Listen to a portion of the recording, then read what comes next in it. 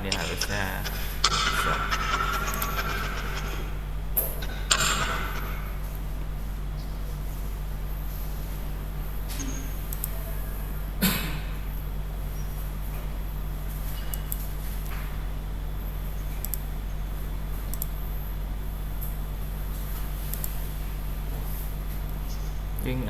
Langsung pindah kalian. Sip.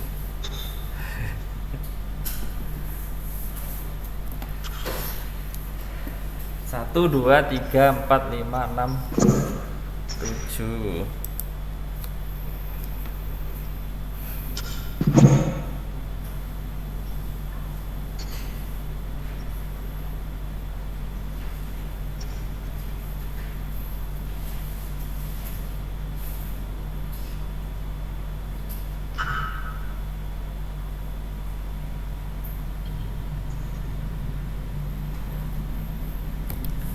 Kenalan dulu ya. Evan mana Evan? Oh itu namanya Evan Agustian Tambunan ya. Terus ini Ikhraful Muhdidin yang mana? Saya Ikhfarul. Ikhfarul ya? Iya. Namanya manggilnya siapa? Farul. Farul. Komting ya? Saya lihat di Instagramnya Hima THP. Aduh. Terus Abido. Terus Niat. Oh nggak datang. Oke. Alfi. Oke Alfi. Terus Arif Pangestu. Nggak ada ya, masih di rumah ya. Terus Titi Sari juga nggak bisa ya. Di apa? Di Klatennya jauh ya dari sini ternyata. Terus Gilang, Bernard Gilang nggak datang ya. Terus Masna Putri. Terus siapa temanmu Elvi kemarin? Jennifer. Oh ini Jennifer ya. Oke. Siang Pak, mohon maaf saya Bernard Gilang belum bisa mengikuti kuliah offline. Oke. Keren. Ini Okabunnya pulangnya kapan sih? Hari Minggu udah pulang ya. Semua ada yang hari Minggu. Halo, hey. Dani, kenapa Dani? Mute ya. Oke, sudah mute ya. Ada yang nggak hari Minggu, ada yang hari Senin atau Selasa nggak ada ya? Ada? Nggak ada ya? Berarti sama, bareng semua ya. Sebenarnya saya nggak tahu loh apa kalau kalian ada ukabun. Jadi mulai hari apa sih? Jumat sampai Minggu. Oke. Nggak di sini sih ya, soalnya ya di Bantul ya. Di Kopassus ya. Atau di mana? Di Paskas. Ini absennya sudah gimana? Gimana? Absennya sudah. Udah. Oke. Terima kasih.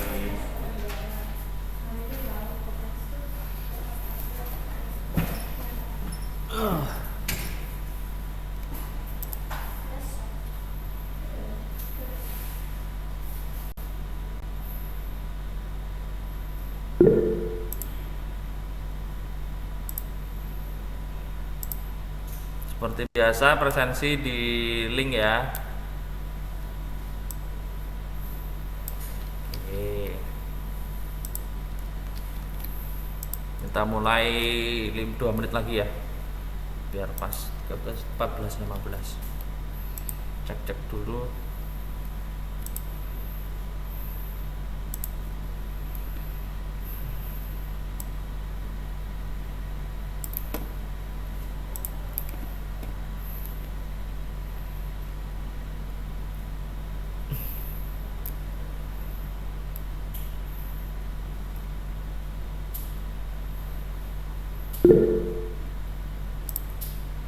Baru dibilangin.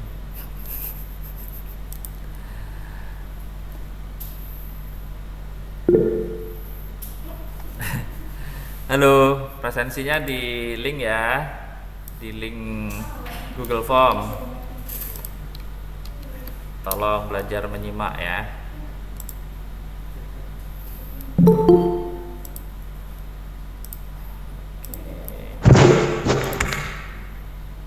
Kenapa Pascal?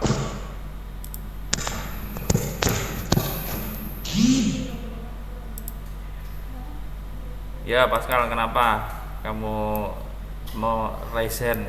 Angkat tangan kenapa? Kepencet Maaf Pak. Pak. Lagi tidur Pak. Oke.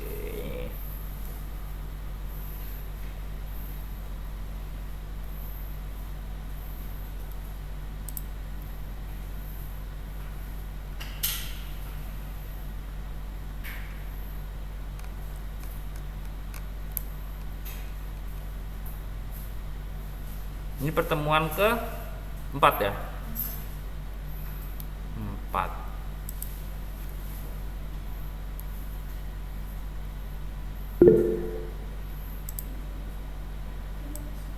Ketiga apa keempat ya? Oh ketiga ya, saya lupa.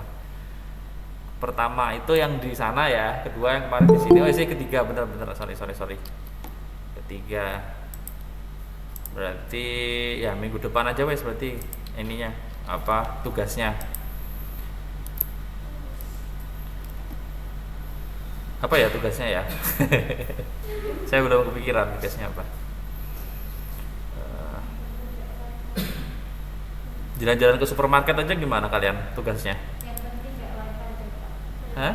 Boleh Pak, boleh. Iya kan bisa masuk mall kan udah vaksin kan? Jalan-jalan aja ke supermarket ya tugasnya ya. Nanti tak. Yang nggak ada supermarket. Kenapa Rama? Dari supermarket. Di sini nggak ada supermarket Pak. Iya.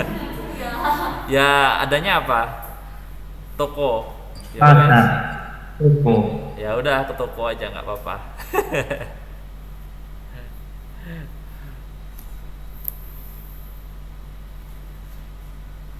Oke kita mulai ya. Loh, ini kok orangnya gema saat ini. Turunkan volume. Oke.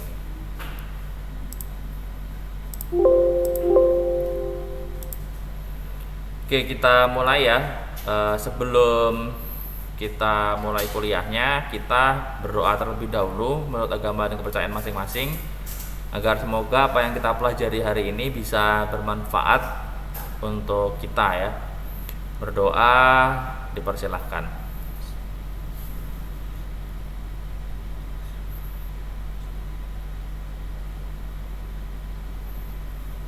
Berdoa selesai.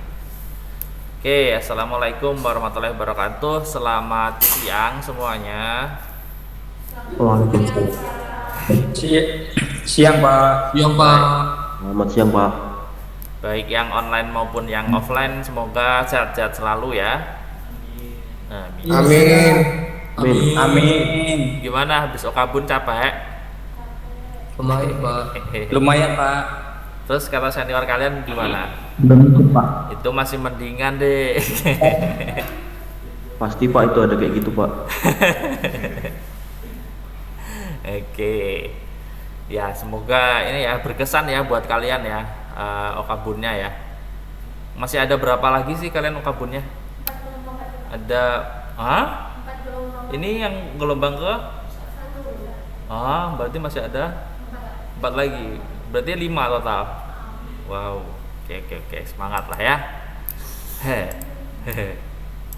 Kita hari ini lanjutkan ya tentang protein. Ini sudah munculkah di layar kalian semua? Sudah Pak. Yang online? Sudah Pak. Sudah ya. Ya. Oke. Yang offline kelihatan kah? Apa perlu dimatiin lampunya? Enggak silau, coba dimatiin yang ini depan. Salah satu nyampe kan? Kamu nyampe.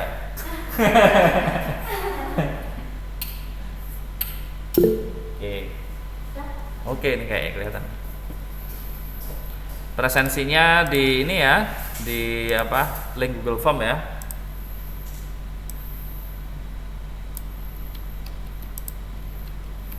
Oke. Nah, ini mungkin udah di ini ya, udah diulang-ulang ya, saya ulang-ulang maksudnya.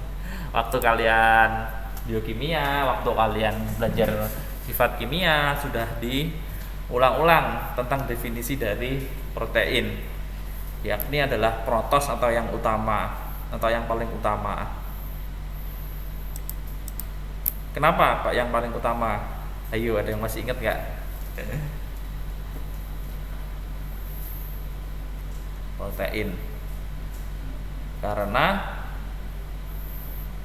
penyusun tubuh kita itu mayoritas adalah protein.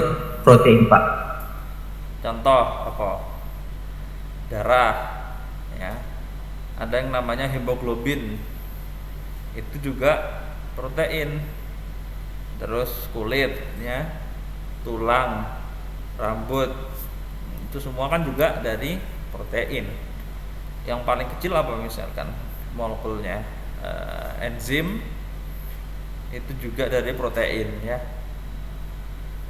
Kemudian kalau protein ini kan monomernya disebut apa? Asam amino. Ada 20 asam amino. Apa yang masih kalian ingat nama asam amino? Yang offline apa yang masih diingat nama asam amino? Ada yang masih diingat? Yang online ada yang masih ingat nama asam amino? Contoh Metionin ya Pak. metionin, betul. Metionin itu asam amino sulfur ya. Terus apa lagi? Lisin. Apa? Lisin ya. Terus apa lagi? Lisin. Glisin. Antosianin Pak. Oh, ini siapa? Sama. Siapa Rama? Apa Rama? Antosianin Pak. Antosianin itu apa? Ayo, antosianin itu apa? Masa antosianin? Antosianin itu apa? Apa yang offline antosianin itu apa?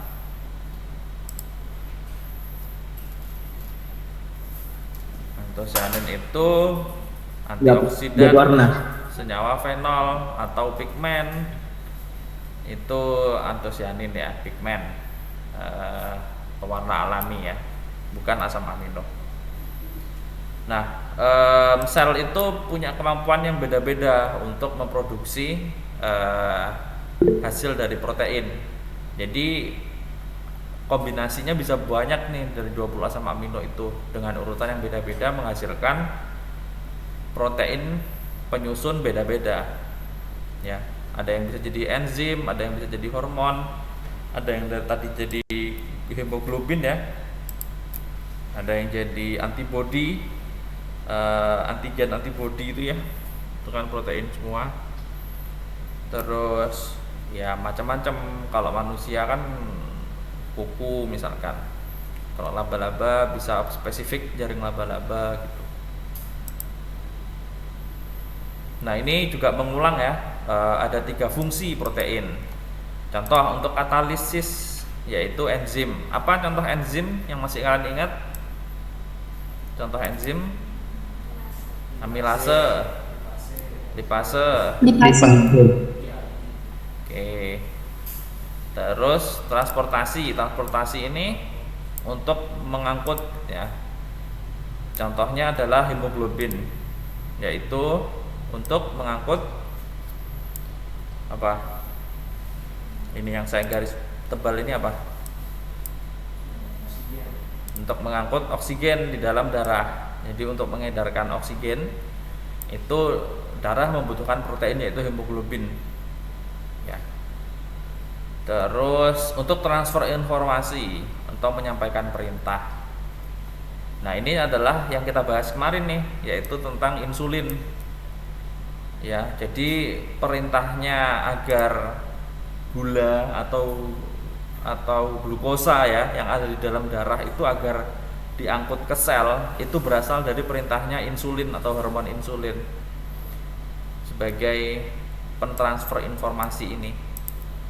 Kalau hormon insulinnya terganggu, maka apa akibatnya?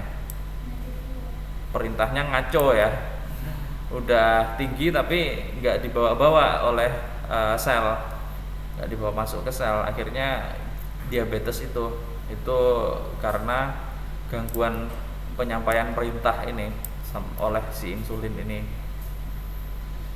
ya, gitu ya contohnya. Nah ini apa? Ini juga ngulang ya, waktu ada beberapa jenis asam amino ya, kelompoknya ada yang kelompok asam, ada yang basa, ada yang tak bermuatan, dan juga ada yang nonpolar. Contoh yang basa kan ada lisin, arginin, histidin, kemudian ada asam aspartat, asam glutamat ya, yang jadi micin itu kan ini asam glutamat. Kemudian ada yang tidak bermuatan, contohnya asparagin, glutamin, serin, treonin, tirosin ya. Dan ada juga yang nonpolar ya. Jadi gugus utamanya sih ini, gugus utamanya yaitu gugus karboksil COOH, dan kemudian gugus amino atau NH2 ini. Kemudian ada rantai samping atau R. Nah, R-nya ini yang bisa beda-beda yang menentukan tadi bermuatan basa, bersifat basa, asam, tidak bermuatan atau nonpolar, tergantung dari R atau rantai sampingnya. Begitu ya. Nah, bedanya dengan sifat kimia pangan apa? Nah, kita akan masuk ke pencernaannya. Nanti evaluasi gizinya. Jadi kalau di kimia kemarin kan saya ngajarinnya protein, kemudian di makanan atau di produk makanan itu fungsinya apa sih, reaksinya apa sih yang bisa membentuk, misalkan gelatin ya, itu kan juga protein tuh dari tulang. Kemudian kok gelap jadi nyamuk ya. Terus untuk mengendapkan protein itu caranya gimana sih? Misalkan prinsipnya bikin keju, bikin tahu itu kan adalah penggumpalan protein. Itu kan kemarin sudah dibahas di sifat kimia. Nah, sekarang kita masuk nih, sudah dimakan makanannya. Nah, proteinnya itu gimana nasibnya di dalam pencernaan, di dalam tubuh. Nah, ini ya, dicernanya di lambung oleh enzim pepsin ya namanya. Pepsin ini protease ya. Dia diproduksi oleh sel-sel di dalam lambung. Kemudian enzim pepsin ini mengubah protein jadi namanya protease dan juga pepton. Nah, kemudian dari lambung tuh tadi, dari lambung turun ke usus halus.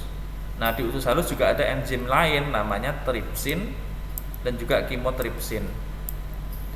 Nah, enzim ini mengubah atau menghidrolisis protease ya, protease kemudian pepton menjadi dipeptida. Apa itu dipeptida? Dipeptida itu tadi yang di sini tadi, ini kan peptida nih. Kalau ada dua asam amino berikatan, ini jadi namanya peptida. Nah, dipeptida itu ya ini ya peptida yang terdiri dari dua asam amino ya, dipeptida. Nah, kemudian enzim ini tadi kerjasama lagi nih, jadi dipeptida dipotong lagi, akhirnya jadi asam amino tunggal, masing-masing ini pisah. Awalnya jadi gabung gini dengan ikatan peptida, tapi dengan tripsin kimotripsin dipotong lagi jadi asam amino tunggal. Nah, barulah asam amino tunggal tadi baru bisa diserap oleh dinding usus halus menuju ke darah, kemudian ke hati dan jaringan lain yang membutuhkan regenerasi ya untuk dibentuk protein baru ya. Nah, singkatnya seperti ini. Jadi ada yang namanya pool atau kolam ya. Ya kalau naik bis ya, itu ada poolnya toh, poolnya bis itu tempatnya bis pada ngumpul. Mau ke trayek kemana? Nah ini juga seperti itu, asam aminonya ngumpul nih jadi satu ke apa? Ke pool ini. Nanti trayeknya tergantung. Nah ini ngumpulnya itu kan kalau bis kan juga gitu, dari mana saja sih apa asal daerahnya. Nah, misalkan ada yang dari apa, kalau di Jogja dari Semarang misalkan, atau dari Surabaya. Nah itu sama kayak ini pool asam amino. Ada yang dari hasil makanan tadi yang dipecah tadi ya, diserap usus halus. Ada yang dari hasil pemecahan protein jaringan dan hasil sintesis protein. Nah, kalian sudah tahu toh, ada asam amino non esensial, ada asam amino esensial. Kalau yang bisa diproduksi tubuh yang mana? Yang mana yang online yang bisa diproduksi oleh tubuh itu yang asam amino non esensial atau yang esensial? Non esensial Pak. Wih, ini sampai lagi Balkis kayak bukan? Balkis? Iya. Oh. Ya, jadi yang bisa diproduksi oleh tubuh itu yang non esensial ya, yang non esensial. Nah itu masuk juga ke pool asam amino tadi, asam amino non esensial yang diproduksi tubuh tadi, ya. Masuk ke pool asam amino. Barulah di pool asam amino itu dikirim alias berangkat nih apa? Dia ada yang ke pembentukan jaringan, enzim, hormon, antibodi, susu. Terus ada yang ke membentuk senyawa yang mengandung nitrogen lain, ya. Misalkan urea, garam, asam urat, ya. Terus ada yang membentuk senyawa tanpa nitrogen, ya. Misalkan protein juga meskipun hanya sebagian kecil ya, itu bisa dibentuk sebagai energi, ya. Kemudian juga sebagai bahan baku ya, metabolisme karbohidrat dan juga lemak, ya. Begitu apa asal usulnya gimana. Jadi setelah makan dicerna, dipotong-potong ya proteinnya oleh enzim protease tripsin, kimotripsin itu agar menjadi asam amino. Kemudian baru asam amino itu yang masuk ke dalam darah, dialirkan ke hati, dialirkan ke jaringan, ya seperti ini. Oke, sebelum saya masuk ke sini ada pertanyaan nggak? Ada, tidak ada?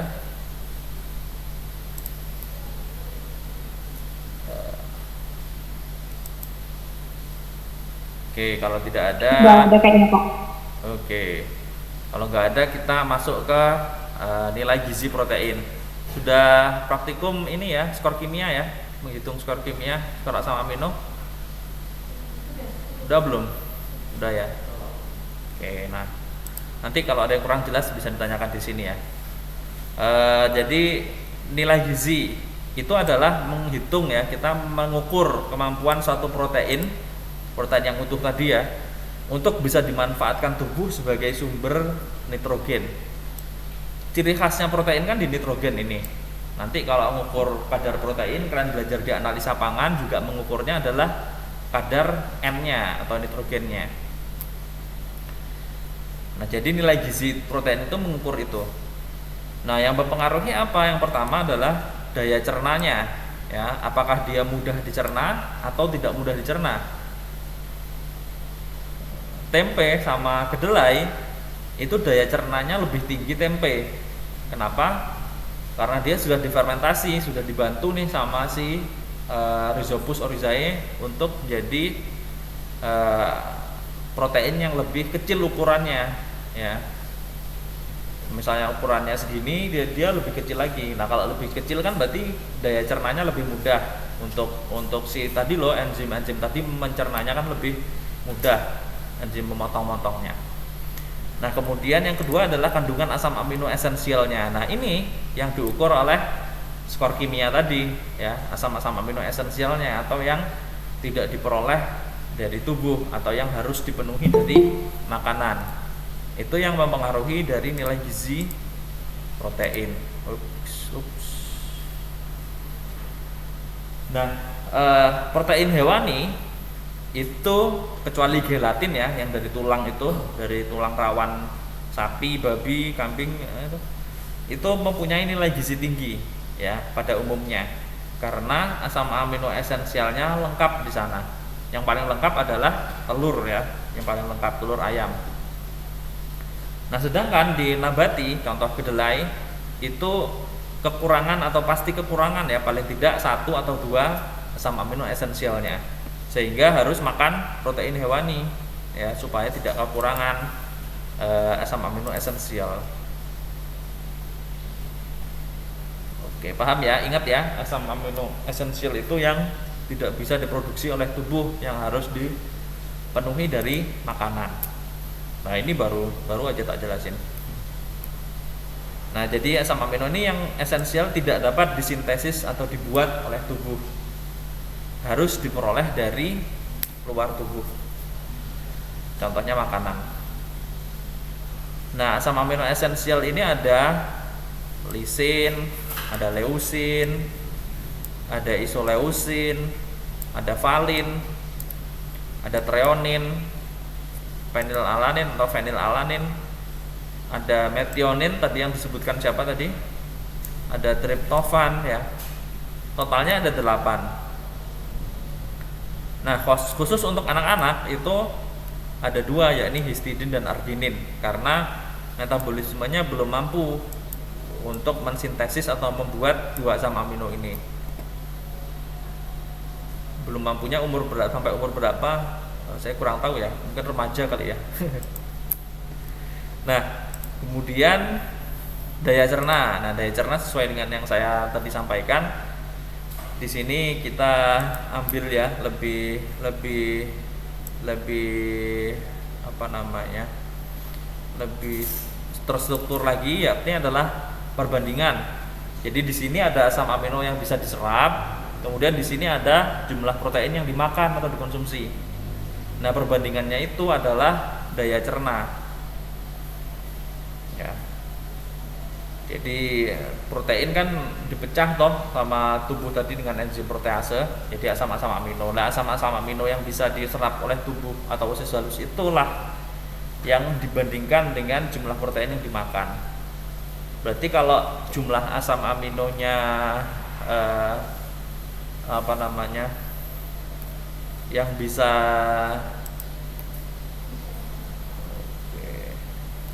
berarti kalau jumlah asam amino yang bisa diserap oleh usus halus itu tinggi, maka bentar. Kayaknya rumusnya nggak seperti itu nanti rumusnya nggak seperti itu ya, tidak sesederhana ini ya. Nanti kita pelajari, nanti kita ada di slide berikutnya. Nah, apa aja sih yang bisa meningkatkan daya cerna? Contohnya adalah pemasakan, karena dia bisa untuk menginaktivasi senyawa yang anti protease atau anti enzim protease. Artinya apa?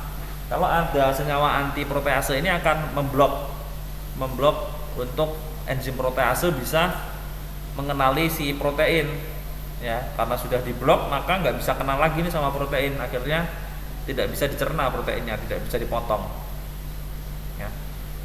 Nah, kemudian denaturasi protein atau perubahan struktur alami dari protein. Contohnya ketika memasak telur ya, itu terjadi denaturasi. Itu juga bisa meningkatkan daya cernanya. Nah, kemudian pengolahan di industri yang melibatkan reaksi pencoklatan non enzimatis. Contohnya apa? Pencoklatan non enzimatis contohnya buat roti, buat kue ya. Itu sebaliknya ya, bukan meningkatkan tapi malah menurunkan, karena sudah berubah nih asam aminonya, udah berubah berikatan sama gula reduksi berubah jadi senyawa lain, maka dia menurunkan daya cerna. Nah, ya, kalau kita lihat evaluasi nilai gizi ya, daya cerna protein itu sebenarnya lebih tepatnya kalian ngitung ini nggak praktikum protein efisiensi rasio, enggak ya? Nah, itu menghitung ini nilai biologis protein efisiensi rasio and net protein utilization itu lebih cocok untuk mengukur daya cerna. Nah, sedangkan kalau dari apa tadi yang satunya asam amino esensial itu lebih cocok menggunakan skor kimia ya. Kita lihat skor kimia dulu kali ya. Nah, skor kimia itu yang pertama didasarkan sama pada keberadaan asam amino esensial. Contohnya gimana? Jadi kita bandingkan nih, misalkan kita punya kedelai, tempe misalkan, kita bandingkan, kita ukur bagaimana sih cara mengukurnya. Nanti kita bisa pakai elektroforesis ya, nanti kita agar ketahuan berapa sih kadar asam amino di dalam bahan makanan tersebut ya, kadarnya berapa.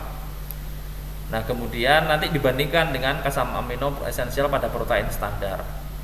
Nah, sebenarnya yang dipakai itu bisa telur atau sudah ada acuannya protein standar yang ada. Nah, nanti skor kimianya merupakan nilai perbandingan dari asam amino esensial tersebut yang paling rendah. Nah, asam amino esensial yang kadar paling rendah tadi disebut sebagai asam amino pembatas pada makanan tersebut. Ya, jadi seperti ini ya, miligram asam amino protein yang diuji dibagi asam amino protein standar dikalikan dengan 100. Nah, biasanya sih kita bisa pakai juga selain dari telur, bisa pakai referensi FAO atau Food Agriculture Organization.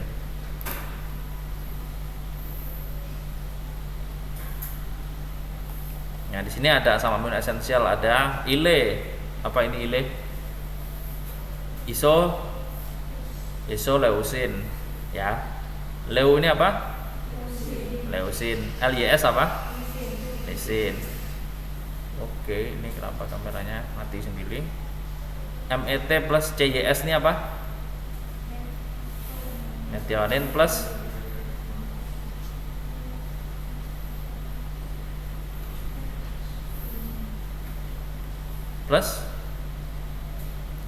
cysteine ya. CYS itu cysteine. Kemudian ada fenilalanin PHE plus tirosin. Ada THR atau treonin. Ada TRP triptofan. Ada VAL, ada namanya valin ya. VAL itu valin. Nah, oke, ini belum. Nah, ini dulu kali ya. Jadi kalau misalkan, ini kan tadi kan menghitungnya gimana? Menghitungnya kan miligram asam amino protein yang diuji dibagi asam amino protein standar. Nah, ini sampelnya misalkan isoleucin 48 dibagi 40 ya, dikali 100. Hasilnya kan lebih dari 100. Maka kalau hasilnya lebih dari 100 itu di angka perhitungan ditulis saja 100. Ya, tidak perlu ditulis 100 berapa gitu, nggak perlu. Nah, lisin di sini 40 dibagi 55 kali 100 ketemunya 73. Kemudian malah lagi treonin ini 95. Nah, dari sini skor asam amino yang paling rendah adalah di lisin ya. Sehingga skor kimia dari sampel tersebut, sampel berprotein tersebut adalah lisin. Berarti asam amino pembatasnya adalah di lisin ya. Berarti yang kurang di dalam makanan tersebut adalah lisin ya. Kira-kira kurang lebih seperti itu. Nah, ya oke. Nah, ini di sini kalau di sini itu apa sih ini? Nilai gizi relatif protein darah berdasarkan komposisi asam amino esensialnya. Oh, ini kalau di dalam darah ya. Kalau di dalam darah itu yang sebagai asam amino pembatas itu apa sih sebenarnya? Ile ya, isoleusin ya. Kalau di fibrin ya, di fibrin itu ada, jadi ini darah itu kan ada macam-macam ya protein darah. Ada yang serum utuh, albumin serum, fibrin, gamma globulin ya. Itu masing-masing punya pembatasnya sendiri-sendiri. Nah, dari dua ini, nah, kalau kita lihat tadi ya, asam amino esensial tadi ada, coba kita perhatikan dua ini ya. Ada metionin sama CYS, kemudian ada phenylalanin dan TYR ini. Nah, ini kalau dari daftar 8 tadi mana sih? Mana tadi ya?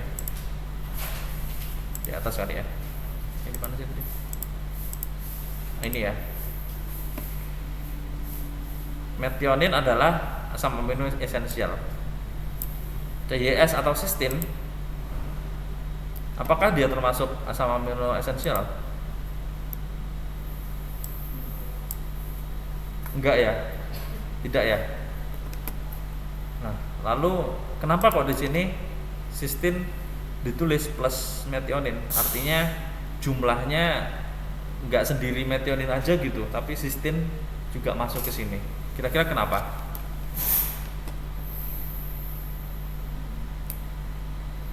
Ada yang tahu nggak?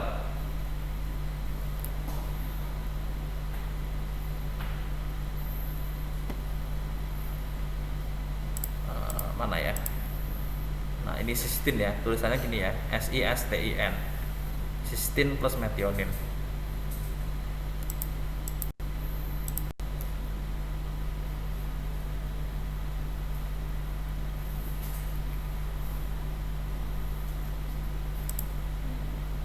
Terus kalau yang ini, kalau yang bawahnya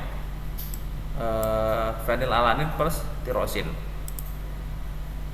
Terus, nah kalau di mana? Di asam amino esensial yang ada kan phenylalanin.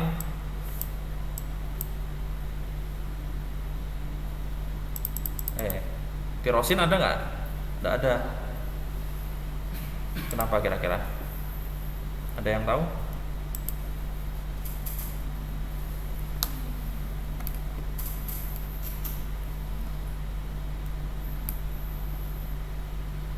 Ada yang mau berpendapat yang di online?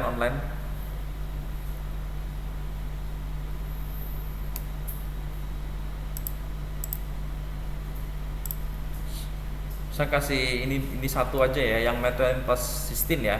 Nanti saya minta tolong, nanti kita bahas minggu depan ya, kalau ada yang nemu phenylalanin plus tirosin itu penyebabnya apa. Kalau yang atas, yang metionin dan cysteine ya, itu penyebabnya dua-duanya ini sama-sama asam amino yang mengandung S atau sulfur ya.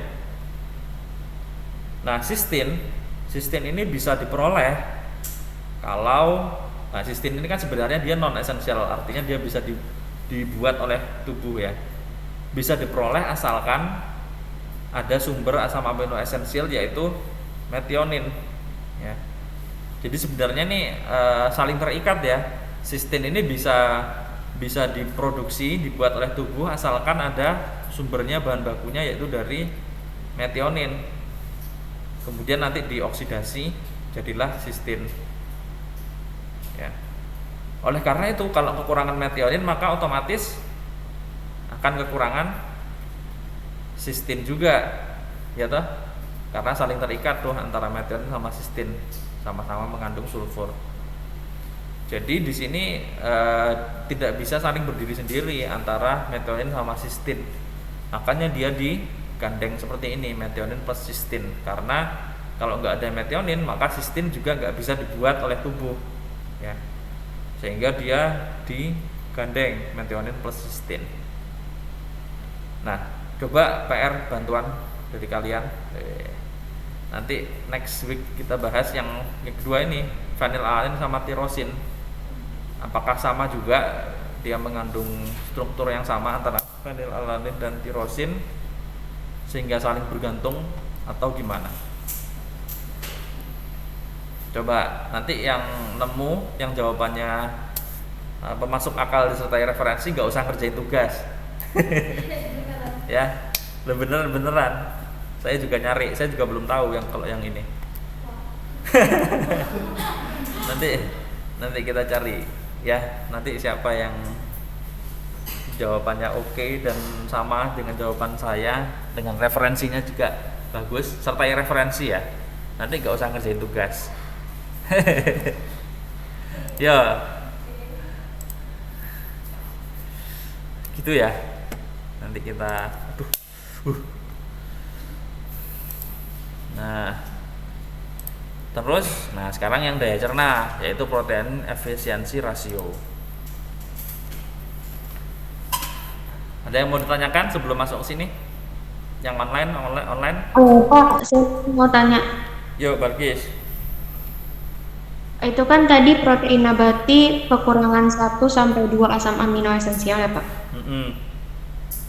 Sedangkan untuk seorang vegetarian atau vegan itu cara melengkapkan asam aminonya gimana ya, Pak? Ya, terima kasih, Balkis. Kalau yang nggak makan sumber hewani sama sekali disebut apa? Vegan kalau nggak salah, Pak. Nggak minum susu. Yang mana? Yang vegan apa yang vegetarian? Kalau nggak salah vegan, Pak. Vegan ya. Nah itu berarti bisa dipastikan dia Pak, kalau benar-benar sama sekali ya nggak minum susu, nggak minum yogurt, itu dia bisa dipastikan mungkin akan kekurangan nih asam aminonya ya, baik itu yang esensial yang mana, tergantung makanan apa yang paling sering dia konsumsi. Ya, mungkin, berarti nggak ada alternatifnya ya, Pak? Ya paling tidak ya makan telur atau makan putih telur ya, terutama kan proteinnya itu ada di putih telurnya. Terus kemudian minum yogurt misalkan, jadi yang olahan seperti itu ya bisa, karena ya memang seperti itu karakteristik protein nabati ya, tidak lengkap asam aminonya dibandingkan dengan protein dari hewani. Begitu, Balkis. Oke, baik, Pak. Terima kasih. Sama-sama. Ada lagi yang mau tanyain? Yang dari offline?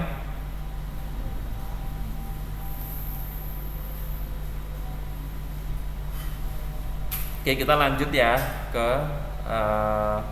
PER atau protein efisiensi rasio. Nah ini tadi ya yang saya ceritakan tadi, jadi tidak mengukur letter luck kan susah juga ya kalau mengukur asam amino berapa sih yang diserap oleh tubuh, mengukurnya susah. Jadi kita bisa mengukurnya dengan melakukan pendekatan ya. Contohnya PER ini kita mengukurnya melalui perubahan berat badan hewan coba. Contohnya adalah tikus.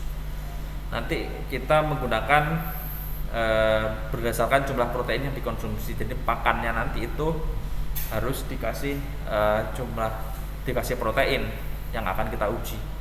Contohnya kasih tempe misalkan, kita ingin mengukur PER-nya tempe misalkan. Nah itu berarti dikasih campuran pakannya dengan tempe.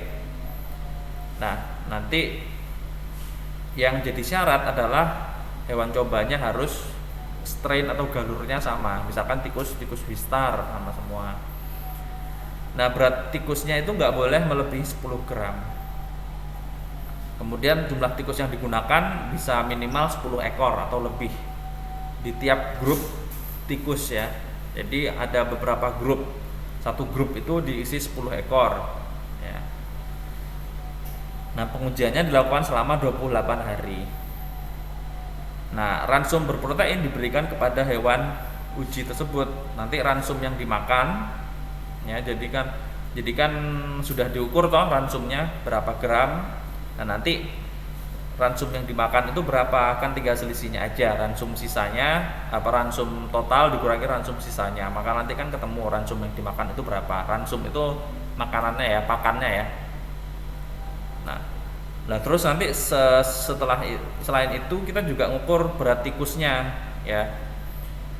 Berat tikus awal sebelum dikasih pakan berapa, kemudian sehari berikutnya berapa, hari berikutnya berapa, diukur beratnya. Baru setelah itu kita bisa menghitung PER-nya. Rumusnya gimana? Yakni pertambahan berat badan dibagi jumlah protein yang dikonsumsi. Jadi pertambahan berat badan tadi misalkan dari hari ke-0, hari ke-1 nambahnya berapa, dari hari ke-1, hari ke-2 nambahnya berapa, nanti di rata-rata pertambahan beratnya itu berapa. Kemudian jumlah protein yang dikonsumsi dapatnya dari mana? Misalkan ini kan sudah ransum yang dimakan beratnya ketahuan tuh berapa, misalkan 100 gram.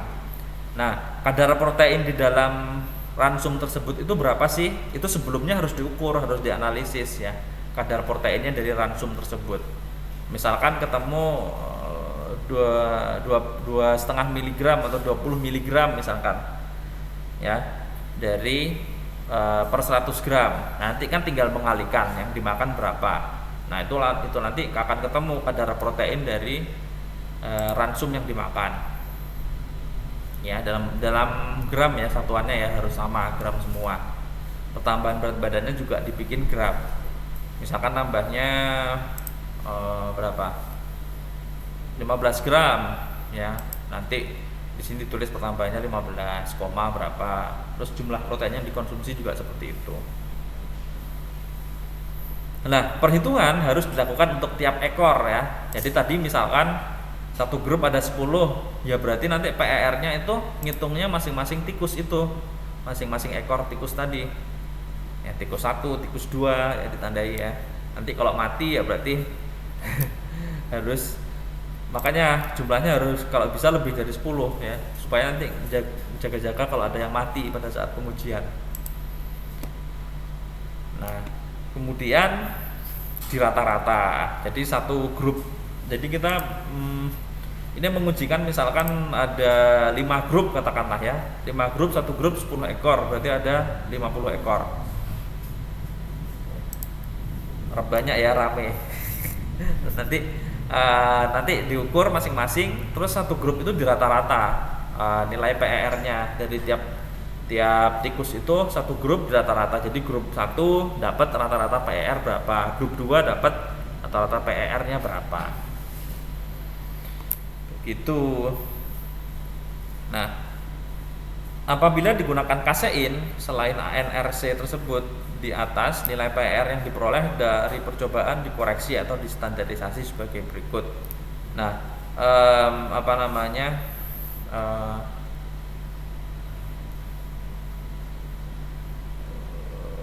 kontrol ya.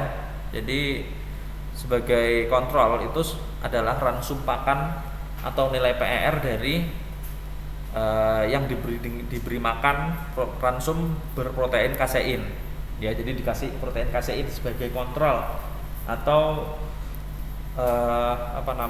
standar ya, standarnya. Nah kalau misalkan tidak memakai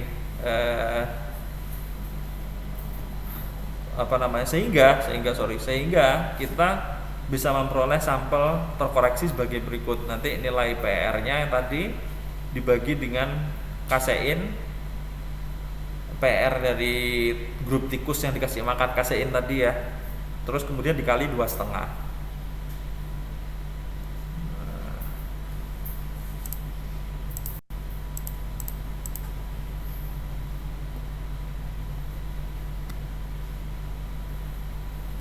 Nah ini atas ini ya, yang atas ini kalau misalkan ya,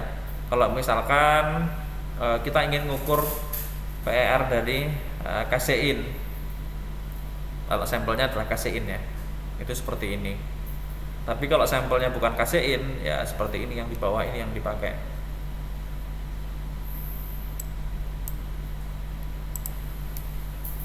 Nah ini contohnya ya, ini ada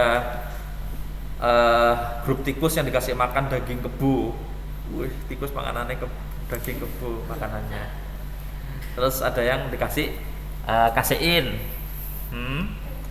ada yang dikasih SPI atau soy protein isolat atau isolat protein kedelai. Lalu ada yang kasih tempe ya, bahasa Inggrisnya ya, tempe. Kemudian ada sodium kaseinat. Nah, ini apa? Ayo yang pintar bahasa Inggris di sini siapa? Mas Na. Enggak, Pak. Increase body weight artinya apa? Wih, pertambahan berat badan, betul. Gram ini plus minus standar deviasi. Jadi kalau di rata-rata ya, nanti kalian udah belajar statistik kan? Standar deviasi apa? Udah belajar standar deviasi statistik? Udah. Apa maksudnya standar deviasi? Makanya ini fungsinya statistik ya. Jadi misalkan nih kalian punya tadi berapa? 10 ya. 10 ekor. 10 ekor itu rata-rata penambahan berat badannya adalah 102,73. Nah, tapi selisih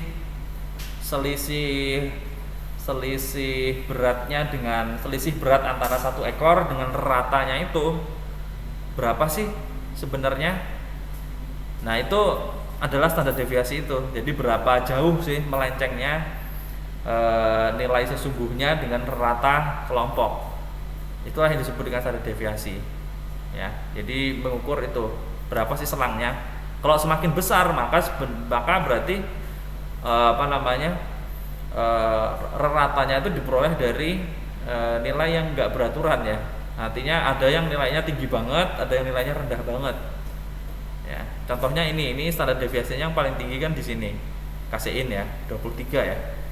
Nah, berarti ini kemungkinan itu kasein itu ada yang 50 plus 23 berapa? 73. Ada yang nilai individualnya dari satu ekor itu 73 pertambahan berat badannya. Ada juga yang 50 dikurangi 23 berapa? 27 ya. Jadi jauh.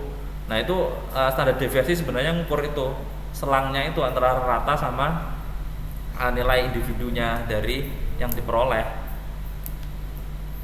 Ya, itulah fungsinya statistik ya, ditulis di sini.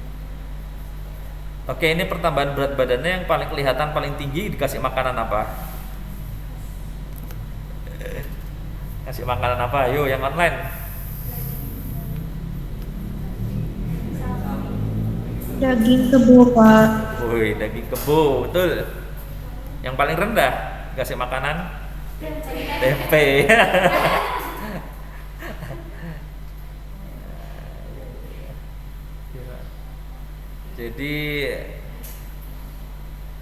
Jadi seperti itu. Kalau makan daging hewani nambah beratnya cepet ya.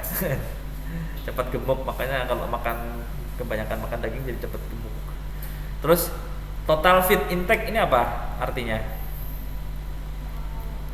Total feed intake, ada yang tahu?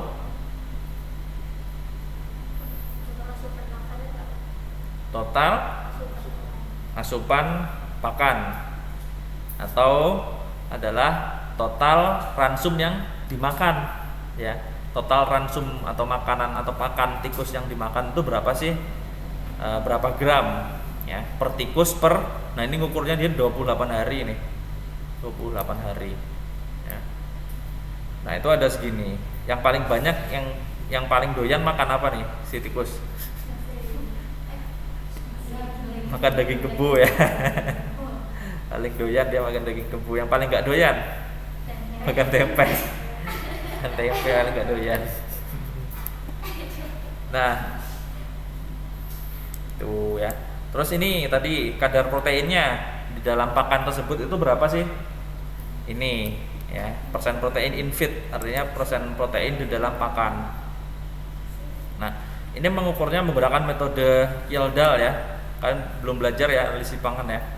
Nanti ada pengukuran namanya metode Kjeldahl, yakni dari jumlah nitrogennya dikalikan 6,25. Nah, ini kadar proteinnya yang paling tinggi di mana? Padahal di kasein ya. Terus yang paling rendah di mana? Tempe lagi. Tempe lagi, ya ampun. Kasihan banget. Oke, nah kemudian coba kita cross check ya, bener nggak sih kalau total ini artinya apa sih protein consume itu? Protein yang dikonsumsi. Ini adalah hasil perhitungan antara total ransum yang dimakan dikalikan dengan kadar protein. Nah coba kita cek bener apa enggak? Saya juga belum ngecek. Coba kita cek bener nggak? Yang atas dulu, yang daging kebo. Plus minusnya nggak usah dimasukin.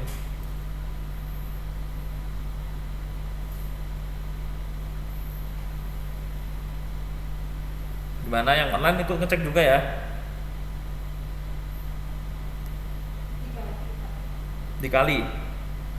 Jadi persen protein dikalikan dengan total yang dimakan atau total feed intake ini. Nggak usah. Ini aja nilai angka ini aja dikali ini 356,98. Berapakah hasilnya?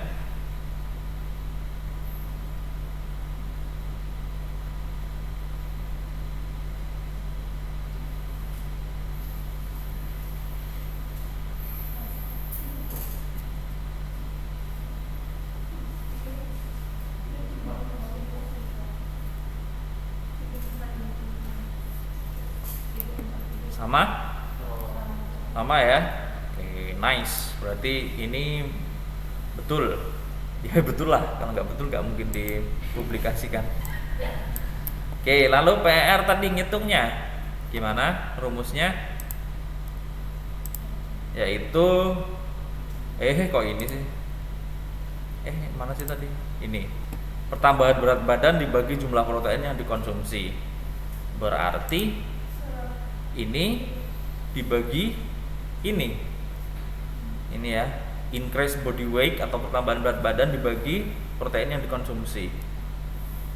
Samakah hasilnya? Coba kita cek yang paling gede aja, buffalo. Sama ya. Oke, 2,99. Nah kemudian adjusted ini yang tadi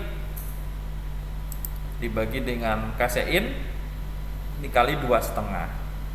Coba kasein berapa sih? Di sini ada kan kasein ini. Berarti ini dibagi 1,93 dikali 2,5. Benar nggak hasilnya 3,11?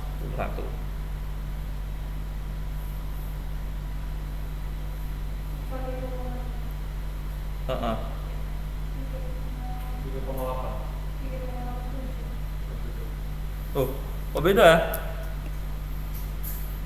Iya ya, beda ya. Kenapa ya beda ya? Beda jauh loh.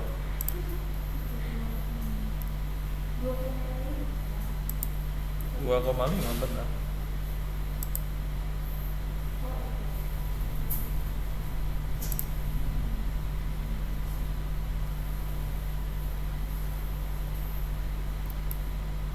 Beda ya.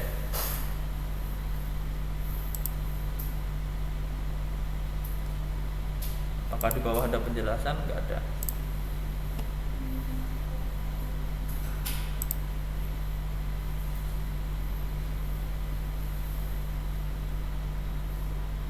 Ya. Oke, mungkin dia pakai rumus yang lain ya untuk adjusted ini. Mungkin ini kalau corrected sih mungkin kalau terkoreksi harusnya bukan adjusted ya, tapi corrected ya, corrected PER mungkin ya. Ini kan terkoreksi ya, artinya kalau bahasa Inggris kan corrected ya, bukan adjusted. Oke. Ya berarti ini bukan corrected. Nanti coba kita lihat. Oh jurnalnya nggak di sini sih, jurnalnya nanti kita lihat besok deh, minggu depan deh. Nah kemudian cara perhitungan berikutnya, nah ini yang PER dulu sudah jelas belum? Yang online udah jelas belum?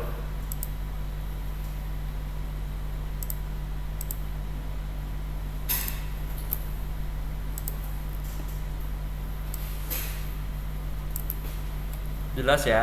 Nanti kalau kurang jelas bisa ditanyain nanti Salah satu soal ujiannya pasti ada nanti, antara menghitung yang mana. Pasti ada nanti. Nah, kalau nilai biologis itu adalah jumlah nitrogen yang tertinggal di dalam tubuh, atau bahasa Inggrisnya N retain, dibagi dengan jumlah N yang diserap atau N absorb. Nah, jadi nilai nitrogen yang tertinggal dalam tubuh dibagi dengan nitrogen yang diserap oleh tubuh. Nah, nilai nitrogen ini kenapa sih kok beda antara yang tertinggal sama yang diabsorb? Karena yang diabsorb ini ada yang keluar lewat urin misalkan, ada yang keluar lewat feses ya. Nah, pekerjaan tersebut sangat sulit untuk dilaksanakan karena memerlukan ketelitian dalam hal mengumpulkan makanan yang dikonsumsi serta feses sama urinnya. Nah, kemudian maka dari itu kita bisa memodifikasinya dengan tikus ya, yakni dengan cara ini: nilai biologis, nilai nitrogen yang tertinggal di dalam tubuh itu dihitung dari selisih antara nitrogen yang dikonsumsi dikurangi nilai nitrogen feses dikurangi nitrogen metabolik, artinya yang keluar ya. Jadi kan yang tertinggal berarti kan yang masuk dikurangi yang keluar ya toh. Nah, yang keluar itu adalah yang dari feses, dari urin ya. Maka di sini dikurangi dengan N feses dikurangi N metabolik, dan juga dikurangi N urin, nitrogen urin dikurangi nitrogen endogen. Nah, yang diserap ya, yang diserap itu adalah yang dikonsumsi dikurangi dengan nitrogen feses dikurangi dengan nitrogen metabolik ya. Urin tidak perlu dikurangi dengan nitrogen yang keluar dari urin. Nah,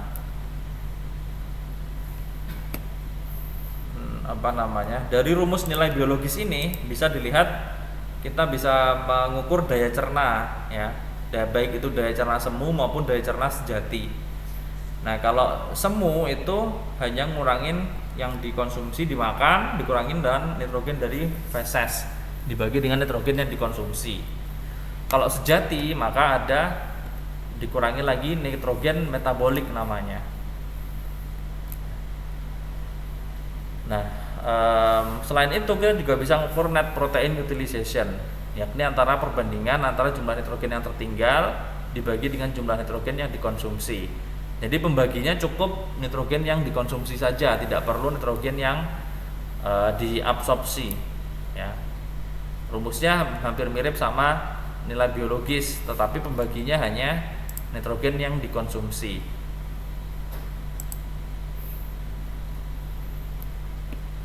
Nah, untuk mengukur nitrogen metabolik tadi ya, maka kita harus menambahkan grup tikus yang diberi makan tidak mengandung protein atau non protein ya. Kan kita nggak bisa yang nitrogen yang digunakan metabolisme kita nggak tahu berapa ya. Kita hanya bisa mengukur apabila kita membandingkan dengan grup tikus yang tidak diberi makan protein ya. Nanti kita bisa mengukur jumlah nitrogennya, selisihnya itu dari situ untuk diperoleh nitrogen metabolik ya. Maka harus nambah nih, grup tikusnya nambah yang diberi makanan nggak pakai protein ya, supaya nanti bisa diperoleh selisihnya, nanti diperoleh nitrogen metabolik ya.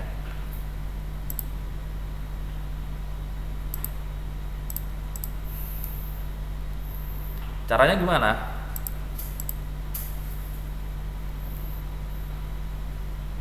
Kita bandingin, kalau metabolik berarti ada di feses, jadi nanti diukur kadar nitrogennya yang ada di feses yang tidak diberi makanan protein dibandingkan dengan selisihnya dengan yang diberi makanan protein ya, nanti ketemu.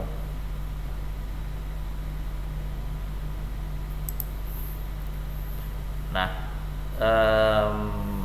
karena ada tadi ya yang ditanyakan oleh Balkis tadi bagus, Kalau vegetarian gimana Pak? Kan asam aminonya tidak lengkap ketika makan tumbuhan saja. Maka dari itulah ada ya konsep yang disebut dengan suplementasi asam amino, yaitu dari bahan makanan vegetarian tadi yang kekurangan asam amino, maka kita bisa cari tahu kan asam aminonya kurang apa, kita tambahin dari luar.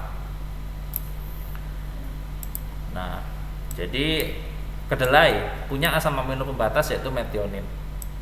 Nah, maka dari itu membuat susu kedelai tadi, misalkan untuk vegetarian tadi Balkis ya, membuat susu kedelai itu bisa disuplementasi atau ditambahkan dengan DL metionin atau asam amino metionin, sehingga nanti ketika diukur PER-nya, nilai PER-nya, kemudian skor kimianya ya akan sama dengan susu sapi ya. Ini adalah salah satu cara ya, solusi untuk meningkatkan nilai gizi protein dari protein nabati tadi. Contoh untuk yang vegetarian tadi, Balkis. Contoh lagi gandum. Gandum itu punya asam amino pembatas yaitu lisin. Artinya dia kekurangan asam amino lisin. Maka ketika membuat roti dari gandum itu disuplementasi pakai L-lisin atau levolisin monoklorida ya, asam amino lisin. Disuplementasi ditambahkan.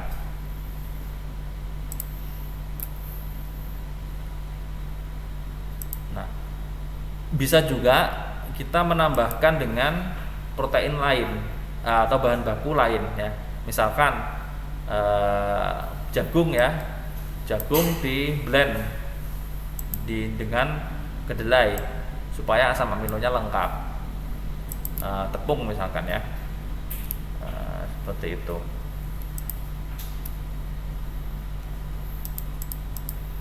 Nah, ini contoh ya. Ini nilai PER, kemudian ini adalah persen tepung kedelai yang ditambahkan. Misalkan ini dari jagung tadi ya. PER-nya kalau semakin dengan ditambahkan persentase tepung kedelai, maka nilai protein efisiensi rasionya akan semakin meningkat.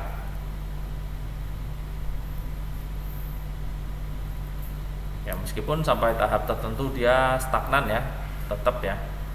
Jadi dia sebenarnya kalau ditambahin 8% aja udah cukup ini. PER-nya tidak bertambah nih setelah 8%. 12, 16, 20 ya, tidak bertambah. Nah, sehingga kalau dua macam protein tadi dicampur, itu ada 3 efek ya. Yakni terjadi efek suplementasi maupun komplementasi yang artinya saling melengkapi. Jadi ini bisa terjadi kalau dua macam protein memiliki asam amino pembatas yang sama. Jadi ini percuma ya tidak terjadi ya. Jadi karena asam amino pembatasnya sama kok dicampur ya akhirnya nggak akan mengubah apa-apa, tetap aja asam amino pembatas tersebut kurang. Atau terjadi yang kedua, efek komplementasi sebagian atau parsial, yakni asam amino pembatasnya sama tetapi salah satu protein kadar asam amino pembatasnya lebih tinggi. Nah, ini saling mensubstitusi sedikit ya artinya. Jadi sama-sama nih asam amino pembatasnya lisin katakanlah, tapi yang satu kadar asam amino lisinnya lebih tinggi dibandingkan dengan yang lain. Jadi sebagian saja memperbaikinya, substitusinya. Nah, kalau yang ini, yang nomor 3 adalah yang diinginkan, yakni apabila satu protein memiliki kadar asam amino pembatas dari salah satu protein lebih tinggi. Jadi tadi misalkan lisin di jagung misalkan, itu merupakan asam amino pembatas, tapi di kedelai bukan. Nah, kita bisa membuat campuran tepung tersebut sehingga jadilah yang nomor 3 ini. Terjadi komplementasi yang nyata antara dua macam protein tersebut, protein nabati tersebut. Oke, begitu ya untuk protein. Ada yang ditanyakan? Pak, saya mau berpendapat, Pak. Woi, siapa ini? Balkis. Oke, Ya, Balkis, Pak. silahkan. Saya mau coba bantu jawab yang vanil alami sama tirosin. Yang ini, ya gimana? Jadi dalam keadaan normal tubuh akan mengubah fenilalanin menjadi tirosin yang dibantu sama enzim fenilalanin hidroksilase. Jadi itu kenapa tirosin selalu bersama dengan fenilalanin, Pak? Tidak bisa dipisahkan, Pak.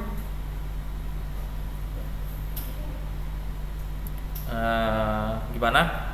Paham nggak yang lain? Coba Balkis, diulangi lagi pelan-pelan. Jadi kenapa fenilalanin itu dan tirosin barengan? Karena tirosin ini dibentuk oleh asam amino fenilalanin, Pak, dibantu dengan enzim fenilalanin hidroksilase, dan itu udah otomatis oleh tubuh, Pak, ketika tubuh itu dalam keadaan normal. Itu kenapa mereka berdua di situ atau barengan dalam asam amino esensial ini, Pak. Gitu, Pak. Oke. Jadi kurang lebih sama ya seperti metionin tadi ya. Tirosin itu terbentuknya kalau ada fenilalanin, begitu ya? Iya, Pak. Oke. Itu menurut siapa, Balkis? Itu saya tadi baca beberapa jurnal, cuman karena nggak bisa dibuka, jadi saya baca di Wikipedia, Pak. Oke, baik. Nanti saya coba konfirmasi ya, saya coba cari juga. Nanti kalau benar, nanti Balkis udah nggak usah ngerjain tugas. Terima kasih Balkis pendapatnya Iya, dari Pak. hasil Terima membaca kasih kembali. cepat ya dari beberapa menit yang lalu. Oke, ada pertanyaan lagi kah yang offline? Sudah oke ya. Kita bisa akhiri pertemuan kali ini. Sampai jumpa di pertemuan berikutnya. Selamat sore. Jangan lupa presensi ya di link. Salam sehat selalu. Assalamualaikum warahmatullahi wabarakatuh. Waalaikumsalam warahmatullahi wabarakatuh. Terima kasih. Makasih, Pak. Terima kasih, Pak. Yuk. Terima kasih, Pak. Selamat.